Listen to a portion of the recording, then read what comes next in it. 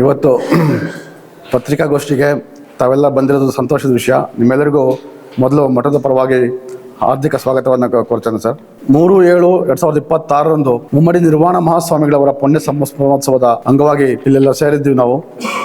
So ಅವತ್ತಿನ ದಿವಸದ ಅಂದರೆ ಶುಕ್ರವಾರದಂದು ನಡೆಯುವಂಥ ಕಾರ್ಯಕ್ರಮಗಳ ವಿವರಗಳನ್ನು ನಾನು ಇಲ್ಲಿ ಮಂಡನೆ ಮಾಡಲಿಕ್ಕೆ ಇಷ್ಟಪಡ್ತೇನೆ. ಅವತ್ತು ಕಾರ್ಯಕ್ರಮಗಳು ಮುಂಜಾನೆಯಿಂದ ಶುರುವಾಗುತ್ತೆ. ಮುಂಜಾನೆ 4 ಗಂಟೆಗೆ ಮಹಾರುದ್ರಾಭಿಷೇಕ ಇರುತ್ತೆ. ನೆಕ್ಸ್ಟ್ 7ರಿಂದ ಕನಕಪುರದ ಪ್ರಮುಖ ಬೀದಿಗಳಲ್ಲಿ ಮೆರವಣಿಗೆ ಇರುತ್ತೆ.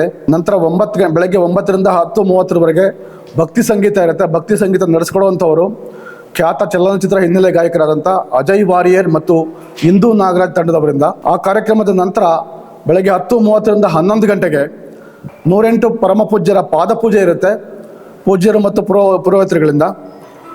ನಂತರದ ಕಾರ್ಯಕ್ರಮ ಬೆಳಗ್ಗೆ 11ರಿಂದ ಮಧ್ಯಾಹ್ನ 1 ಗಂಟೆವರೆಗೆ ನುಡಿನಮನ ಸಭಾ ಕಾರ್ಯಕ್ರಮ ಇರುತ್ತೆ. ಈ ಕಾರ್ಯಕ್ರಮದಲ್ಲಿ ರಾಜ್ಯದ ವಿವಿಧ ಗಣ್ಯರು ಸೇರಿ ಶ್ರೀಗಳಿಗೆ ನುಡಿನಮನ ಸಲ್ಲಿಸ್ತಾರೆ. ನಂತರ ಮಧ್ಯಾಹ್ನ 1ರಿಂದ 5 ಗಂಟೆವರೆಗೆ, ಸಂಜೆ 5 ಗಂಟೆವರೆಗೆ ಗೀತ ನಮನ ಕಾರ್ಯಕ್ರಮ ಇರುತ್ತೆ. ಹೆಸರಾಂತ ಚಲನಚಿತ್ರ ಹಿನ್ನೆಲೆ ಗಾಯಕರಾದಂಥ ಶ್ರೀ ರಾಜೇಶ್ ಕೃಷ್ಣನ್ ಮತ್ತು ತಂಡದವರು ಇದು ಕಾರ್ಯಕ್ರಮ ನಡೆಸ್ಕೊಡ್ತಾರೆ. ಸಂಜೆ 5ರಿಂದ 6 ಗಂಟೆವರೆಗೆ ಭೂ ಕೈಲಾಸ ಎನ್ನುವ ಹರಿಕತೆ ಇರುತ್ತೆ. ಈ ಹರಿಕತೆಯನ್ನು ನಡೆಸ್ಕೊಡುವಂಥವ್ರು ಹರಿಕಥಾ ದಂತಕತೆ ಆದಂಥ ಶ್ರೀ ಗುರುರಾಜುಲು ನಾಯ್ಡುರವರ ಮೊಮ್ಮಗಳಾದಂತಹ ಶ್ರೀಮತಿ ಅಮೃತಾ ನಾಯ್ಡು ಮತ್ತು ತಂಡದವರು. ಈ ಕಾರ್ಯಕ್ರಮದ ನಂತರ ಸಂಜೆ 6ರಿಂದ 7 ಗಂಟೆವರೆಗೆ ನಾದಸ್ವರಾಂಜಲಿ ಅನ್ನೋ ಒಂದು ಕಾರ್ಯಕ್ರಮ ಇರುತ್ತೆ. ಈ ಕಾರ್ಯಕ್ರಮವನ್ನ ಗ್ರ್ಯಾಂಡ್ ಸಿತಾರ್ ಸಿಂಫನಿ ಬೆಂಗಳೂರು ತಂಡದವರು ನಡೆಸ್ಕೊಡ್ತಾರೆ. ಅದರ ನಂತರ ಸಂಜೆ 7ರಿಂದ 8:30 ನೃತ್ಯ ನಮನ ಇರುತ್ತೆ. ಇದನ್ನ ನಡೆಸ್ಕೊಡುವಂಥವರು ರೈಬೋ ನೃತ್ಯ ತಂಡ, ಪಶ್ಚಿಮ ಬಂಗಾಳದವರು. ಈ ಕಾರ್ಯಕ್ರಮದ ಕೊನೆಯ ಭಾಗವಾಗಿ ಸಂಜೆ 8:30ರಿಂದ 9:30 ಉರಿ ಚಮ್ಮಾಳಿಗೆ ಎನ್ನುವ ಮಹದೇಶ್ವರ ನೃತ್ಯ ರೂಪಕ ಇರುತ್ತೆ. ಇದನ್ನು ನಡೆಸ್ಕೊಡುವಂಥವರು ಬಿದಿರು ಥಿಯೇಟರ್ ಮೈಸೂರವರು ಸರ್. ಇವಿಷ್ಟು ಅವತ್ತಿನ ದಿವಸ ನಡೆಯುವಂಥ ಕಾರ್ಯಕ್ರಮಗಳ ವಿವರ ಸರ್. ಸರಿ, ಕಾರ್ಯಕ್ರಮಕ್ಕೆ ಮಾನ್ಯ ಮುಖ್ಯಮಂತ್ರಿಗಳ ಮಂತ್ರಿಮಂಡಲದ ಸಚಿವರು, ಕೇಂದ್ರ ಮಂತ್ರಿಗಳು, ಮೆಂಬರ್ ಆಫ್ ಪಾರ್ಲಿಮೆಂಟ್ ಇವರು, ಹಾಲಿ ಎಂಪಿಗಳು, ಹಾಲಿ MLAಗಳು ಮತ್ತು ಮಾಜಿ MLA, ಮಾಜಿ ಎಂಪಿಗಳು, ಆಮೇಲೆ ನಾಡಿನ ಸಾಧು ಸಂತರ ಆದಂಥ ನಮ್ಮ ಸುತ್ತೂರು ಶ್ರೀಗಳು, ಸಿದ್ಧಗಂಗಾ ಶ್ರೀಗಳು, ಆದಿಚುಂಚನಗಿರಿ ಶ್ರೀಗಳು, ಹೀಗೆ ನಾಡಿನ ಪ್ರಮುಖ ಶ್ರೀಗಳು ಎಲ್ಲರೂ ಇರ್ತಾರೆ ಸರ್. ಅವತ್ತಿನ ಪ್ರೋಗ್ರಾಮ್ಗೆ 20ರಿಂದ 25,000 ಜನ ನಾವು ನಿರೀಕ್ಷೆಯಲ್ಲಿ ಇದ್ದೀವಿ ಸರ್ ಅವತ್ತಿನ ದಿವಸ. ಈ ಮೂಲಕ ನಾಡಿನ ಮುಮ್ಮಡಿ ನಿರ್ವಾಣ ಸ್ವಾಮಿಗಳ ಭಕ್ತರು, ಅಭಿಮಾನಿಗಳು, ಶ್ರೀ ದೇಗುಲ ಮಠದ ಭಕ್ತರು, ಅಭಿಮಾನಿಗಳು ಎಲ್ಲರೂ ಈ ಕಾರ್ಯಕ್ರಮಕ್ಕೆ ಬಂದು ಕಾರ್ಯಕ್ರಮವನ್ನು ಯಶಸ್ವಿಯಾಗಿ ಮಾಡ್ಕೋಬೇಕು ಅಂತ ಮನವಿ ಮಾಡ್ಕೊತೇನೆ. ಜೊತೆಗೆ ಭಕ್ತರು, ಅಭಿಮಾನಿಗಳಲ್ಲದೆ ರಾಜಕೀಯ ನೇತಾರರು, ಸ್ವಾಮೀಜಿಗಳು ಎಲ್ಲರೂ ಬಂದು ಈ ಕಾರ್ಯಕ್ರಮವನ್ನು ಯಶಸ್ವಿ ಮಾಡಬೇಕಂತ ಪ್ರಾರ್ಥನೆ ಮಾಡ್ಕೊತಿದ್ದೀನಿ ಸರ್. ಹಾಗೂ ಎಲ್ಲ ಭಕ್ತಾದಿಗಳಿಗೂ ಪ್ರಸಾದ ವ್ಯವಸ್ಥೆಯನ್ನು ಕೂಡ ಮಾಡಿದೆ. ಮುಂಜಾನೆಯಿಂದ ಪ್ರಸಾದ ವ್ಯವಸ್ಥೆ ಶುರುವಾಗಿ ಸಂಜೆವರೆಗೂ ಪ್ರಸಾದ ವ್ಯವಸ್ಥೆ ಇರುತ್ತೆ.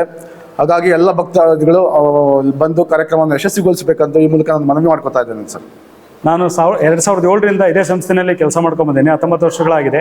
ಸ್ವಾಮೀಜಿಯವ್ರ ಜೊತೆಗೆ ನನಗೆ ತುಂಬ ಒಡನಾಟ ಇತ್ತು. ಸ್ವಾಮೀಜಿಯವರು 1977ರಲ್ಲಿ ಮಠಕ್ಕೆ ಬಂದರೆ ಅಂತ ನಾನು ಕೇಳ್ಪಟ್ಟಿದ್ದೀನಿ. ತದನಂತರ ನಾನು ಬಂದು ಇಲ್ಲಿ ಕೆಲಸ ಮಾಡಿದ್ದು. ಅವ್ರನ್ನ ನಾವು ಅವ್ರ ಹತ್ರದಲ್ಲಿ ಒಡನಾಟ ಇರೋದ್ರಿಂದ ನೋಡಿದ್ರಾಗೆ ಅವರು ಪ್ರತಿ ಸರಿಗೂ ಅವ್ರಿಗೇನಂದರೆ ಬೇಸಿಕ್ ಎಜುಕೇಷನ್ ಬಗ್ಗೆ ತುಂಬ ಕಾನ್ಸಂಟ್ರೇಷನ್ ಇತ್ತು. ಸುತ್ತಮುತ್ತ ಹಳ್ಳಿ ಮಕ್ಕಳಿಗೆ ನಾವು ಒಳ್ಳೆ ವಿದ್ಯಾಭ್ಯಾಸ ಕೊಡಬೇಕು, ಅವ್ರನ್ನ ಮುಂದೆ ತರಬೇಕನ್ನೋ ಒಂದು ಕಾನ್ಸೆಪ್ಟ್ ಇಟ್ಕೊಂಡು ಸರಿಸುಮಾರು ಈಗ ನಮಗೆ ಗೊತ್ತಿರುವ ಹಾಗೆ ಒಂದು 40 ಸಂಸ್ಥೆಗಳನ್ನ ಕಟ್ಟಿದ್ದಾರೆ. ಜೊತೆಗೆ ದಾಸೋಹ ಮಾಡ್ಕೊಂಬಂದ್ರು. ಹಿಂದಿನ ಸ್ವಾಮೀಜಿಗಳು ಏನಾಗ್ತಾ ಇತ್ತು ಅಂದರೆ ಇಲ್ಲಿ ದಾಸೋಹ ಮಾಡ್ತಾಯಿದ್ರು. ಮಕ್ಕಳುಗಳು ವಿದ್ಯಾಭ್ಯಾಸನ ಕರಿಯಪ್ಪ ಅವ್ರ ಕಾಲೇಜ್ನಲ್ಲಿ ಕಲಿತಾ ಇದ್ರು ಅಂತ ಕೇಳ್ಪಟ್ಟಿದ್ದೀವಿ. ಇಲ್ಲಿ ಮೇಯ್ನಾಗಿ ಮಕ್ಳಿಗೆ ಬಂದ್ಬಿಟ್ಟು ದಾಸೋಹ ನಡೆಸ್ಕೊಂಡು ಅಲ್ಲಿ ಹೋಗ್ತಾ ಇದ್ರು. ಮತ್ತೆ ಮಕ್ಕಳುಗಳು ಹೆಚ್ಚಾಗ್ತಾ ಓದೋದಾಗೆಲ್ಲ ಇಲ್ಲೇನೇ ಸಂಸ್ಥೆ ಕಟ್ಬಿಟ್ಟು ಪ್ರತಿ ಮಕ್ಳಿಗೂ ಒಂದು ಉಪಯೋಗ ಆಗಬೇಕು ಅಂದ್ಬಿಟ್ಟು ಈ ಭಾಗದಲ್ಲಿ ಮಾತ್ರ ಅಲ್ದನೆಯ ಮಂಡ್ಯ ಜಿಲ್ಲೆ, ಮೈಸೂರು ಜಿಲ್ಲೆ, ಚಾಮರಾಜನಗರ ಜಿಲ್ಲೆ ಹಾಗೂ ನಮ್ಮ ರಾಮನಗರ ಜಿಲ್ಲೆಯಲ್ಲಿ ಅದು ಮೇಯ್ನಾಗಿ ಅವ್ರು ಮಾಡ್ಕೊಂಬಂದಿದ್ದು ಸುತ್ತಮುತ್ತಲ ಹಳ್ಳಿಗಳಲ್ಲಿ ಎಲ್ಲಿ ಅವ್ರಿಗೆ ಸೌಕರ್ಯಗಳು ಕಡಿಮೆ ಇತ್ತು, ಮುಂದೆ ಹೋಗ್ಬಿಟ್ಟು ಓದಲಿಕ್ಕೆ ಎಲ್ಲಿ ಶಾಲೆ ಕಾಲೇಜುಗಳು ಕಷ್ಟ ಆಗ್ತಿತ್ತು ಅಂಥ ಕಡೆಗೆ ಇವರು ಶಾಲೆಗಳನ್ನ ತೆರೆದುಬಿಟ್ಟು ಅಲ್ಲಿ ವಿದ್ಯಾಭ್ಯಾಸ ಕೊಡಲಿಕ್ಕಿದ್ದಾದರು. ಅಲ್ಲಿ ಓದಿದಂಥ ಮಕ್ಕಳುಗಳು ಸುಮಾರು ಈಗ ಒಳ್ಳೊಳ್ಳೆ ಸ್ಥಾನದಲ್ಲಿ ಇದ್ದಾರೆ. ಅವರೆಲ್ಲರೂ ಈಗ ಮಠಕ್ಕೆ ಬಂದು ಸದ್ಭಕ್ತರು. ಅವರು ಒಂದು ಇದನ್ನು ಸ್ವಾಮೀಜಿಯವ್ರದ್ದು ಮೊನ್ನೆ ಎಲ್ಲ ಇದಾದಾಗ ಬಂದು ಸೇರಿಕೊಂಡ್ರು. ಇವರ ಮೇಯ್ನ್ ಧ್ಯೇಯ ಮತ್ತು ಉದ್ದೇಶ ಏನಿತ್ತು ಅಂದರೆ ಪ್ರತಿ ಮಕ್ಕಳಿಗೂ ವಿದ್ಯಾಭ್ಯಾಸ ಕೊಡಬೇಕು, ಆ ವಿದ್ಯಾಭ್ಯಾಸದಿಂದ ಅವರು ಮುಂದೆ ಜೀವನ ಕಟ್ಕೋಬೇಕು ಅನ್ನೋದು ಅವರು ಮೇಯ್ನಾಗಿ ಉದ್ದೇಶ ಇತ್ತು. ಅದ್ರ ಜೊತೆಯಲ್ಲಿ ಅವರು ದಾಸೋಹ ಮಾಡ್ತಾಯಿದ್ರು. ಈಗ ನಮ್ಗೆ ಈಸಿಯಾಗಿ ಎಲ್ಲ ಕಡೆಗೂ ನಮಗೆ ಸರ್ಕಾರದಿಂದ ಸವಲತ್ತುಗಳು ಸಿಗ್ತಾ ಇದ್ದಾವೆ. ಮೊದಲು ಈ ರೀತಿ ಸವಲತ್ತುಗಳು ಇರಲಿಲ್ಲ. ಪ್ರತಿ ಸರಿಗೂ ಅವ್ರಿಗೆ ಒಂದು ಊಟ ಮಾಡ್ಲಿಕ್ಕೂ ತುಂಬ ತೊಂದರೆ. ಆ ಕಾಲದಲ್ಲಿ ಕೇಳ್ಪಟ್ಟಂಗೆ ಆ ಥರ ತೊಂದರೆ ಇತ್ತು. ಆ ಟೈಮಲ್ಲಿ ಇವರೆಲ್ಲ ಸಾಕಷ್ಟು ದಾಸೋಹ ನಡೆಸಿ ಮಕ್ಕಳುಗಳು ವಿದ್ಯಾಭ್ಯಾಸ ಕೊಟ್ಬಿಟ್ಟು ತಮ್ಮ ಮಕ್ಕಳ ರೀತಿಯಲ್ಲೇ ನೋಡಿಕೊಂಡು ಅವ್ರನ್ನ ಒಂದು ಉನ್ನತ ಮಟ್ಟಕ್ಕೆ ತಗೊಂಬಂದು ಇವತ್ತು ಸಮಾಜದಲ್ಲಿ ಒಂದು ಗೌರವ ಸಿಗ್ತಕ್ಕಂಥ ವಿದ್ಯಾರ್ಥಿಗಳು ಇಲ್ಲಿ ಓದಿರ್ತಕ್ಕಂಥರಂತೆ. ಕರುನಾಡು ಟೈಮ್ಸ್ ಚಾನೆಲ್ನಲ್ಲಿ ಸುದ್ದಿ ಮತ್ತು ಜಾಹೀರಾತು ನೀಡಲು ಈ ನಂಬರ್ಗೆ ಕರೆ ಮಾಡಿ.